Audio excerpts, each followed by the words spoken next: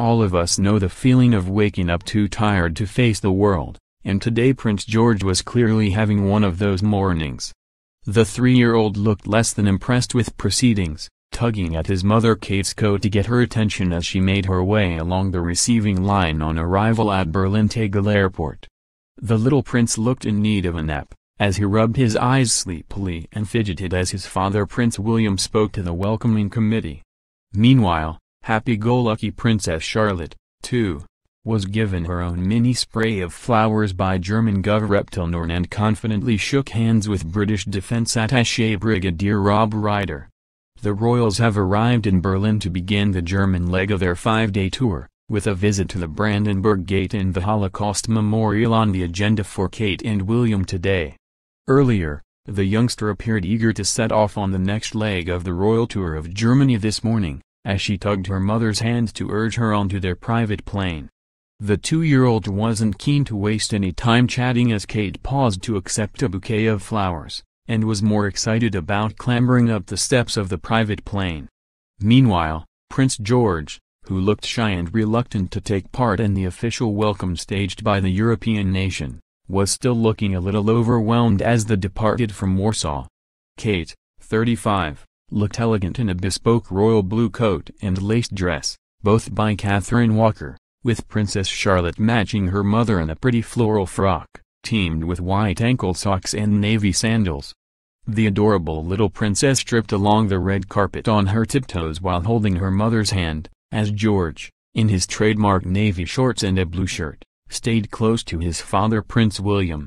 Once Charlotte had finally torn Kate away, she insisted on scampering up the steps of the plane herself under the watchful eye of her mother, and made it all the way to the top before briefly losing her footing.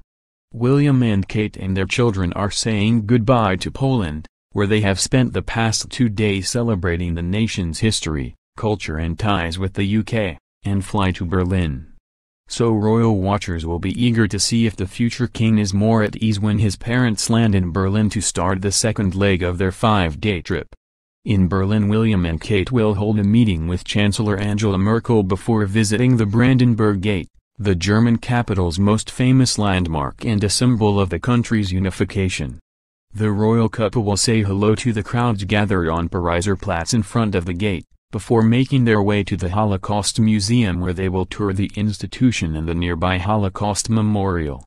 Later in the day the Duke and Duchess will visit Strassenkinder in East Berlin, a charity which supports young people from disadvantaged backgrounds, including homeless children.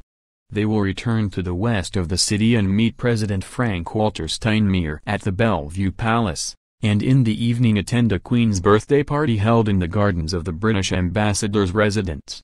Yesterday, the couple paid an emotional visit to the former Nazi concentration camp Stutthof, describing the experience as shattering. The couple toured the former camp in northern Poland where 65,000 people died during Germany's occupation in the Second World War from disease, malnutrition, physical exhaustion, exposure to the harsh climate and abuse from guards, as well as in the gas chamber used to murder those too sick to work, opposite a brick crematorium. After a guided tour of the camp, 20 miles from Gdansk, they had an emotional meeting with 2 British survivors of Stutthof, Ziggy Schipper and Manfred Goldberg, both 87, who were both making their first return to the camp since moving to Britain after the war. Mr. Schipper said William and Kate, who declared they were honored to have met the pair, were clearly very moved by what they saw, adding, "You could see their faces. They were in pain." They then moved on to a medieval market in Gdansk's historic Old Town where they sampled local delicacies including Goldwasser, a traditional liqueur with flakes of gold, and pierogi dumplings. "It is very good, very sweet," William said after he downed the shot in one. "And very strong," Kate added as she recovered from downing the 40% proof liqueur.